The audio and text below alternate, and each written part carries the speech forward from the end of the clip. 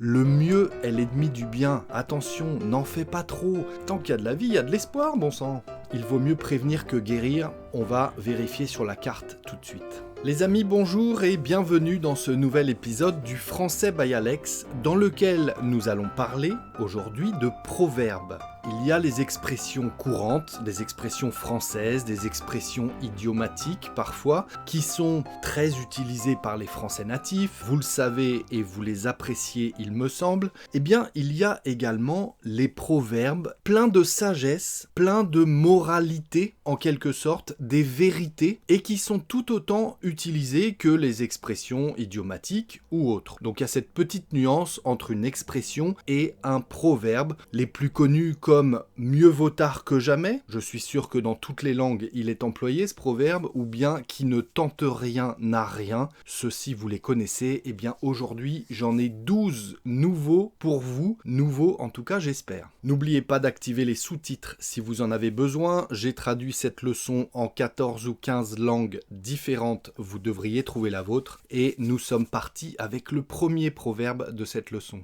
Après la pluie, le beau temps. Après la pluie, le beau temps. Qu'est-ce que ça veut dire ? Eh bien, ça veut dire qu'après les moments difficiles, dans la vie, concrètement, au quotidien, les choses finissent toujours par s'arranger. On dit aussi en français, la roue tourne. La roue de la vie, en quelque sorte. La roue, elle tourne. Et puis au bout d'un moment, eh bien, on passe par des orages, par une mauvaise météo, par la pluie, mais ça avance et on dit, après la pluie, le beau temps. Quels que soient les mauvais événements du moment, quelle que soit la météo, c'est métaphorique, vous avez compris, eh bien ça finit toujours par s'arranger de toute façon. Après la pluie, le beau temps. Ouais, tu sais, ces derniers mois ont été assez difficiles pour moi quand même. Mais ne t'inquiète pas, tu sais comment on dit. Après la pluie, le beau temps. Les choses vont s'arranger, ne t'inquiète pas. Après la pluie, le beau temps. À utiliser dans tous les contextes. N'hésitez pas, c'est plein de sagesse, plein de moralité. À vous d'en faire bon usage, les amis. Deuxième proverbe pour vous aujourd'hui. Un mal pour un bien. C'est un mal pour un bien. Un mal pour un bien. Ça veut dire que ce qui semble être un inconvénient peut parfois s'avérer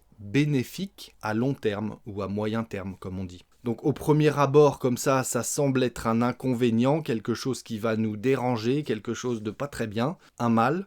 Et bien finalement, il y a un côté positif à la chose. Franchement, je suis assez déçu de ne pas avoir obtenu ce stage. Le stage dans cette entreprise-là, écoute, finalement, c'est peut-être un mal pour un bien. Ça veut certainement dire que tu vas trouver mieux ailleurs. J'en suis sûr, c'est certainement un mal pour un bien. C'est dommage, ton stage, ça n'a pas abouti, mais tu verras, tu en trouveras un mieux ailleurs. Ce n'est qu'un mal pour un bien. Troisième proverbe, il vaut mieux prévenir que guérir. Quand on est malade, on fait tout pour guérir, pour aller mieux. Et prévenir, ça veut dire anticiper les choses. Donc il vaut mieux prévenir, anticiper, plutôt que guérir, c'est-à-dire tomber malade et ensuite guérir du mieux qu'on peut. Et bien là, il vaut mieux prévenir que guérir. Sauf que, d'un point de vue métaphorique, on va pouvoir utiliser cette expression dans différentes circonstances. Ça veut donc dire qu'il est préférable de prendre des précautions, d'anticiper, pour éviter les problèmes plutôt que de devoir les résoudre après. Il faut anticiper. T'es sûr de toi là ? On va prendre ce raccourci en voiture sans vérifier sur la carte ? Tu es sûr ? Non, je suis pas très sûr, je connais pas trop les environs, peut-être qu'on va se retrouver perdu dans un champ. T'as raison, il vaut mieux prévenir que guérir, on va vérifier sur la carte tout de suite. Vérifier sur le plan, voir où nous emmène ce raccourci, peut-être qu'on va aller se perdre quelque part. En plus il fait nuit, tout, donc mieux vaut prévenir que guérir. Mieux vaut anticiper, regarder sur la carte avant et décider ensuite si on prend ce raccourci ou pas. Mieux vaut prévenir que guérir. Quatrième proverbe, ne pas mettre tous ses œufs dans le même panier. Les œufs de la poule, ne pas tous les mettre dans le même panier. Et ça veut dire ne pas concentrer tous ses efforts ou ses ressources ou ses investissements, pourquoi pas, dans une seule option pour éviter de tout perdre, pour éviter la catastrophe. Ne pas mettre tous ses œufs dans le même panier. Écoute, je crois que je vais investir tout mon argent dans cette entreprise. Franchement, je le sens bien. Ouh, fais attention, ne mets pas tous tes œufs dans le même panier. Tu devrais plutôt diversifier tes placements, tes investissements. Ne mets pas tous tes œufs dans le même panier. Ne mets pas tout ton argent dans cette entreprise. On ne sait jamais. Il faut faire attention. Ne mets pas tous tes œufs dans le même panier. Il faut diversifier. 5e proverbe que j'aime bien, il n'y a pas de rose sans épines. Vous savez, les épines, c'est les trucs qui piquent sur la branche de la rose. Hein. Il n'y a pas de rose sans épines. Littéralement, on peut comprendre. Une rose, c'est joli, c'est magnifique, c'est majestueux, j'allais dire. Bon, mais il y a aussi des épines et qui font mal. C'est une métaphore, encore une fois, ce proverbe. Hein. Les bonnes choses sont souvent accompagnées de difficultés. Et oui. Franchement, j'adore ce travail, mais il y a tellement de pression, je te jure. Ben oui, mais il n'y a pas de rose sans épines, hein, ça peut pas être tout rose comme ça. Tu adores ton travail, tout le monde aimerait avoir ce travail, mais il y a beaucoup de pression. Bah ouais, il n'y a pas de rose sans épines, mon ami. Tu adores ce travail, mais bah oui, il y a des difficultés en contrepartie. Il n'y a pas de rose sans épines. Le 6e proverbe du jour, l'union fait la force. L'union, le fait d'être unis, l'union fait la force. Plus on est nombreux, plus on est fort. C'est ce que ça veut dire. On est plus fort et plus efficace en travaillant ensemble. C'est surtout ça que ça veut dire. Écoute, je pense que ce projet est franchement trop ambitieux pour une seule personne. Hein. Écoute, on peut y arriver ensemble. Viens dans notre équipe et tu verras le projet. On va le mener d'une manière efficace. On va y arriver. L'union fait la force. Viens dans notre équipe et on va s'occuper de ce projet. Parce que l'union fait la force. 7e proverbe. On ne fait pas d'omelette sans casser des œufs.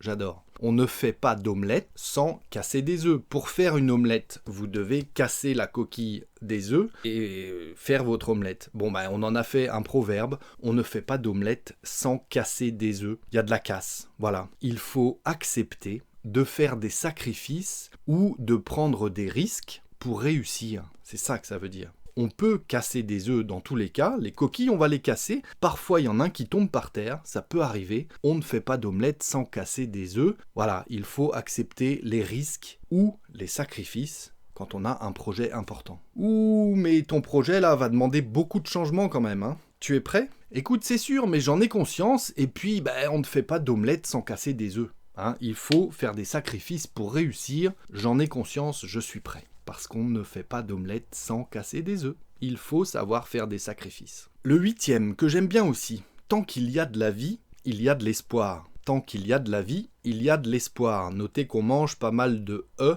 de lettres. Tant qu'il y a de la vie, il y a de l'espoir, on peut dire aussi. Il ne faut jamais désespérer, car tant qu'on est en vie, tout est encore possible. Quand on est mort, évidemment, il n'y a plus trop de possibilités, a priori, hein. Tant qu'il y a de la vie, il y a de l'espoir. Il ne faut pas désespérer tant qu'on est vivant. Franchement, j'arrive toujours pas à trouver un travail, hein. C'est compliqué en ce moment. Hein. Je désespère un petit peu. Hein. Perds pas espoir, tu vas y arriver, allez, et puis tant qu'il y a de la vie, il y a de l'espoir, mon gars. Allez, fonce. Tant qu'il y a de la vie, il y a de l'espoir, bon sang. 9e proverbe, les bons comptes font les bons amis. Les bons comptes font les bons amis. Qu'est-ce que ça veut dire ? Ça veut dire être clair et honnête dans les affaires ou les relations financières, en quelque sorte, permet de maintenir, d'entretenir de bonnes relations amicales. Les bons comptes font les bons amis. À vrai dire, je lui ai prêté de l'argent, mais j'ose pas trop lui demander qu'il me rembourse, quoi. Franchement, tu devrais le faire. Entre collègues comme ça, les bons comptes font les bons amis, donc parle-lui-en. Honnêtement, il doit te rembourser. Parle-lui-en. Les bons comptes font les bons amis. Pour des choses importantes ou pas, mais voilà, tout le monde le connaît, tout le monde l'utilise. Les bons comptes font les bons amis. J'en profite en milieu de leçon ou presque les amis pour faire un petit point sur ma page Patreon. Si vous souhaitez que je vous envoie une carte postale chaque mois, ou bien pourquoi pas un magazine en plus de la carte, et pourquoi pas un livre de poche ou un classique en plus du magazine et en plus de la carte. Voilà, il y a différents abonnements. Je vous envoie ça à votre domicile une fois par mois. Chaque mois, ce sont des abonnements mensuels. Si ça vous intéresse, je vous invite à cliquer sur le lien qui est dans la description concernant ma page Patreon. C'est également un bon moyen d'améliorer votre français, de feuilleter un magazine en français chaque mois. Vous pouvez même m'indiquer vos passions pour que je choisisse le meilleur magazine qui vous correspond. N'hésitez pas. Et puis si cette leçon vous plaît pour le moment, les petits pouces sont les bienvenus aussi, mais ça on en reparlera à la fin. Allez, on est reparti pour le 10e proverbe de cette leçon. Le mieux est l'ennemi du bien. Le mieux est l'ennemi du bien. Il est assez subtil celui-ci, il signifie chercher à faire quelque chose de parfait peut parfois nuire à sa réalisation. Il ne faut pas chercher la perfection, il faut juste avancer. Voilà, essayer de réaliser le projet sans forcément qu'il soit parfait. Le mieux est l'ennemi du bien. Non, on ne va pas chercher la perfection. On avance, on avance. Écoute, je dois envoyer ce texte au professeur, mais je voudrais le peaufiner pour vraiment l'améliorer dans les moindres détails.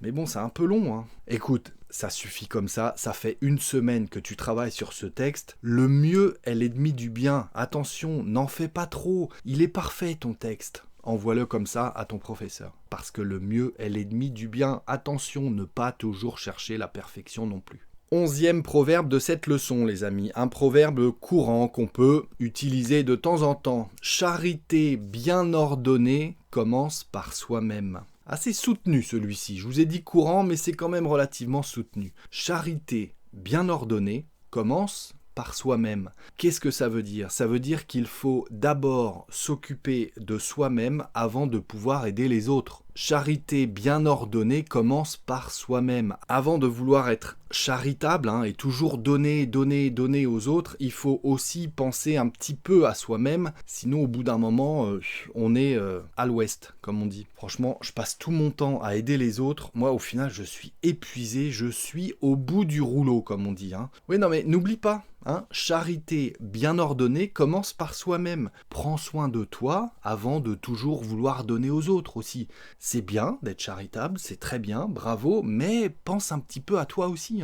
Allez, le 12e et dernier proverbe de cette leçon, les amis. À chaque jour suffit sa peine. Compliqué à traduire littéralement ça aussi.